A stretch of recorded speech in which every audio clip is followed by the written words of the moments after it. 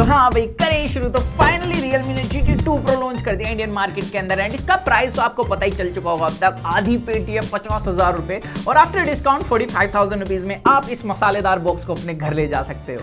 And मेरे हिसाब से इसका प्राइस अच्छा है बिकॉज इसके अंदर 8 Gen 1 प्रोसेसर है और एक फोन और आता है इसी प्रोसेसर के साथ इसी प्राइस रेंज के अंदर। अगर आपको उसके साथ कंपैरिजन चाहिए तो हमें बता सकते हैं। और मैं इस फोन के लिए एक्साइटेड था। अब था से क्या मतलब है बिकॉज मैं इसकी चाइनीज यूनिट पहले ही अनबॉक्स कर चुका अपने चैनल पर। आपने वीडियो देखी है या नहीं देखी वो मुझे जरूर बताना। और इसके बॉक्स के अंदर भी सेम ही मसाला मिलता है, मतलब सेम एक्सेसरीज के साथ ये फोन मिलता है। और इसके अंदर 65 वोट का फास्ट चार्जर है। अब काफी लोग कह रहे हैं कि भाई 65 नहीं, यहाँ पर 120 वोट तो होना ही चाहिए था क्योंकि दूसरी कंपनी 120 वोट दे रही है इस प्राइस रेंज के अंदर। तो यहाँ पर मैं बस ये बताना चाहता हूँ कि मैंने दोनों को टेस्ट करके देखा है, 65 वोट एंड 120 वोट को। एंड दोनों के अंदर जैसे कि ऑन पेपर पे देख रहे हो ना, इतना बड़ा डिफरेंस है 65 वोट और कहाँ 120 वोट, उतना एक्चुअल में नहीं है। यहाँ पर 5 से 7 मिनट का हार्डली डिफरेंस देखने के लिए मिलता है 0 to 100 चार्जिंग में। बाकी अगर बॉक्स के अंदर 120 वोट का फास्ट चार्जर मिल जाता तो वो और भी ज्यादा मजेदार चीज हो जाती है। और जो 65 वोट का फास्ट चार्जर है ना, इस फोन की बैटरी को मतलब 5000 mAh का बैटरी दिया है, उसे 0 to 100 सिर्फ 35 मिनट्स में चार्ज कर देता है। तो इसकी चार्जिंग स्पीड भी मस्त है। बाकी एक फीचर और जो Realme ने अपने लॉन्च इवेंट के अंदर भी नहीं बताया था, अब ये फोन स्टाइलिश सपोर्ट करने लगा है। ये वाला नहीं, ये वाला 5 रुपए वाला स्टाइलिश सपोर्ट करता है। और ये अब सैमसंग की नोट की शक्तियों के साथ आता है, लेकिन इसमें ना फ्रंट में आप इसे यूज नहीं कर सकते, बैक में यूज कर सकते हो। Realme को ना कॉस्ट भी मेंटेन रखनी थी अपने प्रोडक्ट की, कुछ भी। अब Realme ने जो बैग दी है ना, ये पेपर लाइक फिनिश देती है। तो अगर आप इस पर लिख रहे हो पेंसिल से तो ज्यादा प्रेशर मत डालना, कभी पेपर की तरह फट जाए। और ये जो Realme ने बैक में मटेरियल यूज कराया ना, ये प्लास्टिक नहीं है, बायोपॉलीमर मटेरियल है, जो कि प्लास्टिक के कंपैरिजन में थोड़ा कम हार्मफुल है एनवायरनमेंट के लिए। बाकी यहाँ पर जो फिनिशिंग दी गई है इसकी काफी अच्छी है और Realme हम लोगों के लिए कुछ नया लाया है और आप इसे नोटपैड की तरह तो यूज कर ही सकते हैं। और साइड का फ्रेम मेटल का है एंड कमाल की बात यह है कि इन्होंने फ्रंट में कॉर्निंग गोरिल्ला ग्लास विक्टर्स दी है। बाकी इस फोन की in hand feel day to day life में काफी अच्छी है, फॉर्म फैक्टर काफी कंफर्टेबल है, आप इसे डे टू डे लाइफ में इजीली कैरी कर सकते हो। और साथ ही आपको भाई कुछ दिनों से यूज कर रहा है Realme Buds Air 3 और इनका प्राइस 4000 रुपीज है और इंट्रोडक्टिव प्राइस 3500 रुपए है। और Realme ने ये हमें सेंड करें हमारा नाम लिखकर। और इनकी बिल्ड क्वालिटी तो काफी अच्छी है प्राइस के हिसाब से, साथ ही साउंड क्वालिटी भी मस्त है एंड जो ANC इसके अंदर दिया हुआ है ना वो भी काफी अच्छे से वर्क करता है। तो यहाँ पर ऑल ओवर भाई प्राइस के हिसाब से वर्थ लग रहे हैं। बट मैंने एक चीज नोटिस करी है इसके अंदर, ये कभी कभी फोन से कनेक्शन लूज कर देते हैं, तो ये एक सॉफ्टवेयर रिलेटेड इशू है जो कि Realme फिक्स कर सकता है। और मेरे को Realme की एक चीज मस्त लगी जो कि मैंने आपको चाइनीज यूनिट के अंदर ही बताया था, जो हैप्टिक्स है वो काफी तगड़ी तरीके से इंप्लीमेंट करे हैं। लाइक अगर आप स्क्रॉल अप स्क्रॉल डाउन करोगे वहां पर भी हैप्टिक्स हैं, वॉल्यूम कम ज्यादा करोगे या ब्राइटनेस कम ज्यादा करोगे, हर जगह इन्होंने हैप्टिक्स इंप्लीमेंट किए हैं और हैप्टिक्स की क्वालिटी भी बिल्कुल फ्लैगशिप लेवल की है। बाकी ये फोन की नेटवर्क कनेक्टिविटी की बात करें तो इसके अंदर 4G कैरियर एग्रीगेशन आपको मिल जाएगा, इंडोर आउटडोर 4G प्लस हर जगह है। 5G के बैंड तगड़े देखने के लिए मिलते हैं। बाकी एक चीज की मेरे को कमी लगी है, लाइक मैं इस फोन के लिए 50,000 रुपए पे कर रहा हूं और इसके अंदर 8 Gen 1 का हार्डवेयर भी है, तो उसके बाद भी ये फोन Wi-Fi 6 को सपोर्ट नहीं करता, जो कि चीज आजकल आपको 30-35 हजार वाले फोन के अंदर देखने के लिए मिलती है। तो यहाँ पर मेरे को ये एक डिसअपॉइंटमेंट वाली चीज लगी है। और इसके बेजल से चिन्ह तो मेरे पहले से फेवरेट थे और फ्लैट डिस्प्ले के साथ और भी ज्यादा मस्त लगते हैं।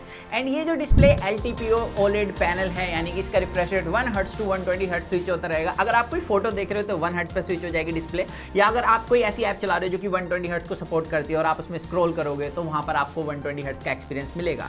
तो इससे क्या होगा कि बैटरी कंजप्शन बच जाएगी डिस्प्ले की और आपको तगड़ा बैटरी बैकअप मिलेगा। बाकी ये डिस्प्ले फुल HD नहीं है, यहाँ पर 2K पैनल दिया गया है आपको। और मैंने जैसे कि इसकी चाइनीज यूनिट के अंदर देखा था वैसे यहाँ देखने के लिए मिला कि इसके जो कलर्स हैं, जो विंग एंगल्स हैं वो काफी सही देखने के लिए मिलते हैं। इवन आउटडोर पीक ब्राइटनेस भी काफी तगड़ी है इस डिस्प्ले की। तो डिस्प्ले वाइज Realme ने काफी अच्छा काम करा है। बट यहाँ पर जैसे कि ये फ्लैगशिप फोन है और उसके बाद भी नेटफ्लिक्स में भी आप HDR में कंटेंट स्ट्रीम नहीं कर सकते। हालांकि ये फोन L1 सर्टिफाइड है, आप OTT प्लेटफॉर्म पर फुल HD में कंटेंट स्ट्रीम कर सकते हो, लेकिन जो HDR वाली चीज है मे बी ये जल्दी उसकी अपडेट प्रोवाइड करा दे। तो Realme टीम से मेरे को पता है वीडियो देख रहे हैं, तो इस चीज की हमें अपडेट जल्द से जल्द चाहिए। बाकी यहाँ पर बात करें इसके अंदर जो इन डिस्प्ले फिंगरप्रिंट सेंसर दिया है, अच्छी पोजीशन है और इसका जो रिकॉग्निशन है और स्पीड है वो भी काफी अच्छी देखने के लिए मिलती है। बाकी इस फोन के अंदर Android 12 का मसाला मिल जाता है विद Realme UI 3.0 के तड़के के साथ। और Realme UI, Oxygen OS, Color OS तीनों ऑलमोस्ट इक्वली हो चुके हैं। यहाँ पर ऑलमोस्ट सेम ही एक्सपीरियंस देखने के लिए मिलता है और मेरे को जो UI है वो Realme का ठीक लगता है। बट यहाँ पर मैं 50,000 रुपये पे कर रहा हूँ एंड इसके अंदर जो प्री इंस्टॉल्ड एप्लीकेशन वो बहुत ही ज़्यादा है। मैंने दूसरे फोन भी इस प्राइस रेंज के अंदर टेस्ट किए हुए हैं, उनके अंदर भी प्री इंस्टॉल्ड एप्लीकेशन मिलती है, लेकिन उनके कंपेरिजन में यहाँ पर काफ़ी ज़्यादा प्री इंस्टॉल्ड एप्लीकेशन है। हालांकि आप इन्हें अनइंस्टॉल भी कर सकते हो। अब इस फोन की मेन हाईलाइट जिसके चक्कर चक्कर में फोन 45,000 रुपए का 8 Gen 1। दिल्ली की गर्मियों के पीछे इसी प्रोसेसर का राज है। इस प्रोसेसर पर ना काफी सवाल उठाए जा रहे हैं कि भाई क्या ये फोन हीट होता है नहीं होता, तो उसकी बात कर लेते हैं। सबसे पहले तो 120 हर्ट्ज का जो रिफ्रेश रेट है इस फोन के अंदर काफी अच्छे से वर्क करता है। अगर आप मल्टीटास्किंग ज्यादा करते हो उसे भी काफी अच्छे से हैंडल कर लेगा। मैंने बैकग्राउंड में काफी सारी ऐप ओपन करके देखा है और उनके बीच में स्विच करके देखा है, बिल्कुल भी फ्रेम ड्रॉप जिटरिंग देखने के लिए नहीं मिलती। तो Realme ने ऑप्टिमाइजेशन काफी अच्छे से की हुई है। इवन ऐप ओपनिंग क्लोजिंग भी डे टू डे लाइफ में अच्छे से वर्क करती है। तो यहाँ पर मेरे को इस चीज से बिल्कुल भी शिकायत नहीं है, परफेक्टली वर्क करता है। लेकिन अब बात करते हैं उन लोगों की जिनको हार्डकोर गेमिंग वगैरह करनी है, इसे थोड़ा सा तगड़ी तरीके से यूज करना है। तो हमने इसके अंदर ना BGMI प्ले करा है, सेटिंग्स मस्त मिलती है, इवन जो गेम प्ले है वो भी काफी स्मूथ एंड काफी कंसिस्टेंट है। और इसके अंदर जो स्टीरियो स्पीकर्स दिए ना इनकी लाउडनेस भी काफी सही है, मतलब साउंड क्वालिटी के मामले में भी कोई कमी नहीं है। लेकिन यहाँ पर अगर आप गेम प्ले करना चाहते हैं इसके अंदर तो दो चीजें जरूर कर लेना, या तो AC रूम के अंदर गेम प्ले करना वरना ग्लव्स पहन के गेम खेलना, क्योंकि जो साइड की ग्रिल है वो बहुत ज़्यादा हीट हो जाती हैं। और ये मैंने देखा है कि 8 Gen 1 वाले फ़ोन जो है वो हीट तो होते हैं, लेकिन ये थोड़ा सा ज़्यादा हीट होता हुआ देखा है मैंने। दूसरा मैंने देखा कि लाइक मैं जब इसको बाहर ले गया था फोटो कैप्चर करने के लिए, तो मैंने इसे 5-10 मिनट ही चलाया था, उसके बाद भी जो इसकी साइड की ग्रिल्स थी वो इतनी ज़्यादा हीट हो गई थी कि ये फ़ोन होल्ड नहीं हो रहा था। तो यहाँ पर इसके अंदर जो मैंने नॉर्मल 8 Gen 1 वाले फ़ोन यूज़ करे हैं उनके कंपेरिजन में यहाँ पर थोड़ी सी ज़्यादा हीटिंग है। ये कुछ इस तरीके से परफॉर्म कर रहा है जैसे कि सैमसंग का S22 है ना, नोट अल्ट्रा, सिर्फ S22, वहाँ पर भी सेम हीटिंग इश्यूज देखने के लिए मिलते हैं जो कि इसके अंदर हैं। हालांकि स्नैपड्रैगन 888 के साथ भी ये इश्यूज थे, लेकिन कंपनियों ने विद टाइम उसे शॉर्ट कर दिया था। तो आई होप कि यहाँ पर भी ये चीजें फिक्स कर दी जाएंगी। अब 50,000 रुपए का फोन है, इसके कैमरास कैसे हैं उसकी बात कर लेते हैं। तो यहाँ पर फ्रंट कैमरे की वीडियो देखिए आप, और ये इसके फ्रंट कैमरे की वीडियो क्वालिटी एंड स्टेबलाइजेशन के लिए ना आपको एक और मोड मिल जाता है इसके अंदर। फेस पर लाइट कंट्रोल है, ये थोड़ा सा ना यहाँ से ओवर एक्सपोज हो रहा है तो ये थोड़ा सा और अच्छे से कंट्रोल किया जा सकता है। बाकी ऑडियो क्वालिटी के बारे में आप मुझे कमेंट सेक्शन में जरूर बताना। और बैक कैमरे की वीडियो की क्वालिटी मेरे को तगड़ी लगी, स्टेबलाइजेशन अच्छी है, डिटेल्स अच्छी है, इवन किसी तरीके का मेरे को एक्सपोजर शिफ्ट नहीं मिला। तो वीडियो क्वालिटी के मामले में फोन सही है। और इसके अंदर एक और तगड़ी शक्ति है, इस फोन के अंदर माइक्रोस्कोप कैमरा सेंसर दिया है और ये 3 मेगापिक्सल का है, बट इसके काम बहुत बड़े बड़े। मैं दिखाता हूँ, यहाँ पर पेंसिल की टिप को देख लेते हैं भाई साहब, और ये 40x तक जूम हो सकता है, ये डिजिटली वर्क करता है 40x। और ये वो चीज़ें भी दिखा देता है जो हमारी ह्यूमन आई से इजीली विजिबल नहीं है। और अब देखते हैं कॉइन पर, और इंडिया साफ साफ लिखा हुआ दिख रहा है भाई, वाह। तो आपने इससे पहले ऐसा कैमरा किसी फ़ोन के अंदर देखा है क्या?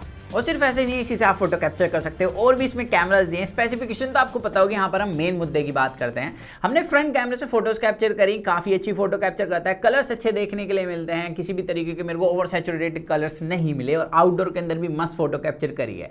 लेकिन अगर आप मुझसे थोड़े भी गोरे हो, आपको लगता है विदाउट फेयर एंड लवली घर से बाहर निकल सकते हो, तो यहाँ पर इसके कैमराज भाई ब्लोन आउट करते हैं। लाइक मेरी स्किन को इन्होंने इंडोर में भी थोड़ा सा ब्लोन आउट कर दिया, आप फोरहेड से देख सकते हैं। इसी तरीके से आउटडोर के अंदर मेरे को थोड़ी सी लाइट मिली थी, वहीं पर इसने ब्लोन आउट कर दिया। तो अगर आप बिल्कुल हार्श लाइट में जाकर फोटो कैप्चर करोगे ना, ये 100% फ्रंट कैमरा इसका ब्लोन आउट कर देगा। बट यहाँ पर पोर्ट्रेट मोड के अंदर इसका एज डिटेक्शन अच्छा है, तो ये चीज मेरे हिसाब से कंपनी को फिक्स करनी होगी। बाकी अगर बैक कैमरास की बात करें तो बैक कैमरा काफी अच्छे हैं, फोटो के अंदर कलर्स अच्छे हैं, डिटेल्स अच्छी है, पोर्ट्रेट मोड के अंदर एज डिटेक्शन मस्त है, इवन लाइट कंट्रोल भी इसका अच्छा है। और अल्ट्रा वाइड के अंदर भी सेम ही चीज देखने के लिए मिली है। यहाँ पर डायनेमिक रेंज वगैरह अच्छी है। लाइक 50,000 वाला बैक कैमरा लगता है, लेकिन यहाँ पर 50,000 रुपए में टेलीफोटो कैमरा सेंसर नहीं है, तो मेरे को ये कमी लगी है। लाइक मैक्रो कैमरा सेंसर अच्छा है, मतलब इन्होंने दिखा दिया कि कम मेगापिक्सल के साथ भी आप तगड़ी फोटो कैप्चर कर सकते हो, लेकिन इस कैमरा को मैं ज्यादा यूज नहीं करूंगा। फॉर फन ये अच्छा है, लेकिन telephoto camera sensor day to day life में ज्यादा यूजफुल है इसके कंपैरिजन में। बाकी आप मुझे बताना आपकी क्या ओपिनियन है, टेलीफोटो को पिक करोगे या माइक्रोस्कोप कैमरा सेंसर को पिक करोगे। बाकी इस फोन के अंदर जो बैटरी है 5000 mAh का, कैसा बैटरी बैकअप देता है, तो आपके भाई ने दोनों तरीके से इसे टेस्ट करा है, heavy usage and normal usage. Heavy usage उन लोगों के लिए जो कि पूरे दिन गेमिंग करते रहते हैं, तो अगर आप इसके अंदर ज्यादा टाइम के लिए गेमिंग करते हो या ज्यादा हैवी टास्क करते हो, तो ये आपको करीब करीब 4 घंटे का स्क्रीन ऑन टाइम देगा। वहीं पर आप थोड़ी बहुत गेमिंग करते हो, बाकी जो फोन है नॉर्मली यूज करते हो, तो आपको 24 आवर्स का इजीली बैटरी बैकअप मिल जाएगा। मतलब सुबह चार्ज कराए तो नेक्स्ट डे भी आप सुबह ही चार्ज करोगे, तो बैटरी बैकअप इसका सॉलिड है। तो ऑल ओवर ओपिनियन टाइम जितना आपके भाई ने इसे टेस्ट करा है, मैं कह सकता हूँ कि Realme ने काफी सही प्राइस पर ये फोन निकाला है, लेकिन इसके अंदर भी कुछ कमियां हैं, क्योंकि हर चीज परफेक्ट नहीं होती। जैसे कि इस फोन के अंदर एक तो टेलीफोटो कैमरा सेंसर की मेरे को कमी लगी है, दूसरा कमी लगी है जैसे आप इसे नॉर्मली चलाते हो, मतलब कैमरा ओपन करके बाहर थोड़ी बहुत फोटो कैप्चर करते हो, तो मेटल ग्रिल होने की वजह से काफी ज्यादा हीट फील होता है। तो 8 Gen 1 को जल्दी से ऑप्टिमाइज करना होगा कंपनी को, जल्द से जल्द इन चीजों को फिक्स करना होगा। बाकी फोन काफी सही है, और आप मुझे बताना कि आपको कैसा लगा ये phone. So that's it guys, मिलते जल्दी कूल और एक्साइटिंग वीडियो में। जब तक के लिए जॉन में गाइस, वो करे to watch your heart feel, stay in with the HFVN box guys.